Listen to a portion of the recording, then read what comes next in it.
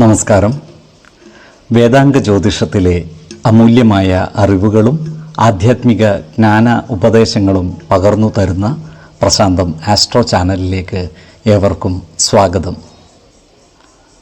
ഈ ചാനൽ ഇതുവരെയും സബ്സ്ക്രൈബ് ചെയ്യാത്തവർ ഇപ്പോൾ തന്നെ സബ്സ്ക്രൈബ് ചെയ്യുക. നോട്ടിഫിക്കേഷൻ ലഭിക്കുന്നതിനായി ബെൽ ബട്ടൺ അമർത്തുമല്ലോ. ഒപ്പം ചാനൽ ലൈക്ക് ചെയ്യുക, ഷെയർ ചെയ്യുക, കമൻറ്റ് ചെയ്യുക.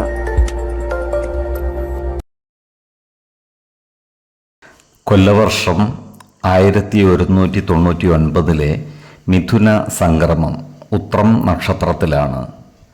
മിഥുനം 1-ാം തീയതിയിലെ ഗ്രഹനില അനുസരിച്ച് മേടം രാശിയിൽ കുജനും, എടവത്തിൽ സർവേശ്വരകാരകനായ വ്യാഴവും, മിഥുനം രാശിയിൽ ആദിത്യനും ബുധനും ശുക്രനും, കന്നിയിൽ ചന്ദ്രനും കേതുവും, കുംഭം രാശിയിൽ ശനിയും ഗുളികനും, മീനത്തിൽ രാഹുവും സ്ഥിതി ചെയ്യുന്നു.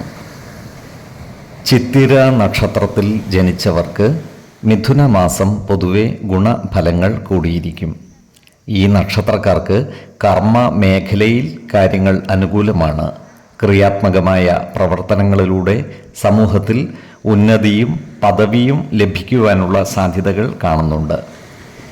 എന്നാൽ ഇവർ ഏർപ്പെടുന്ന പല കാര്യങ്ങളും ഉദ്ദേശിച്ച വേഗതയിൽ പൂർത്തിയാകണമെന്നില്ല. അപ്രതീക്ഷിതമായി സാമ്പത്തിക നേട്ടം കൈവരിക്കുവാൻ ഇവർക്ക് യോഗം കാണുന്നുമുണ്ട്.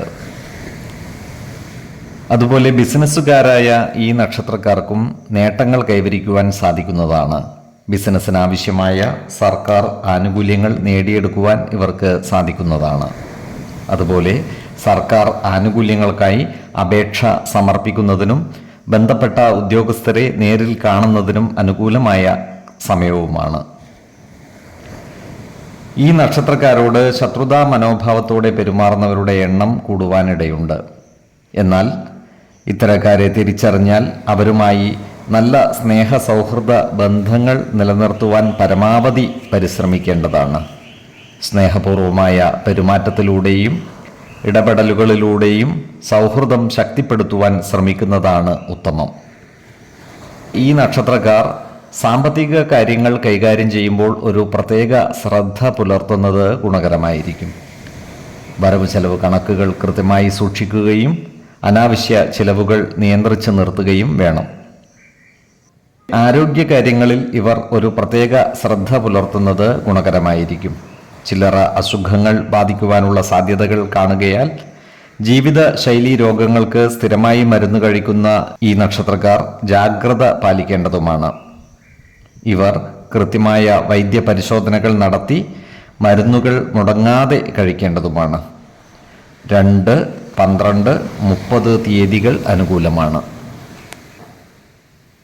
ഈ നക്ഷത്രക്കാർ ജനിച്ച സമയത്തെ അടിസ്ഥാനമാക്കിയുള്ള ജാതകത്തിലെ ലഗ്ന രാശിയുടെയും ലഗ്ന അധിപന്റെയും സ്ഥിതിയും ശുഭ പാപ ഭാവങ്ങളുടെ സ്ഥിതിയും ഓരോ രാശിയിലെയും ഗ്രഹങ്ങളുടെ സ്ഥിതിയും അനുസരിച്ച് ഇവരുടെ പൊതുഫലത്തിൽ ഏറ്റക്കുറച്ചിലുകൾ ഉണ്ടാകുവാനിടയുണ്ട്. കുടുംബ ദേവതകളെയും ഇഷ്ട ദേവതകളെയും ഉപാസിക്കുന്നത് ഇവർക്ക് ആയുരാരോഗ്യ സൗഖ്യമേകും. ഇഷ്ടദേവതാ മന്ത്രം 108 തവണ ദിനംതോറും ലിഖിത ജപം ചെയ്തു വരുന്നത് ഇവർക്ക് സർവ ഐശ്വര്യങ്ങളുമേകും.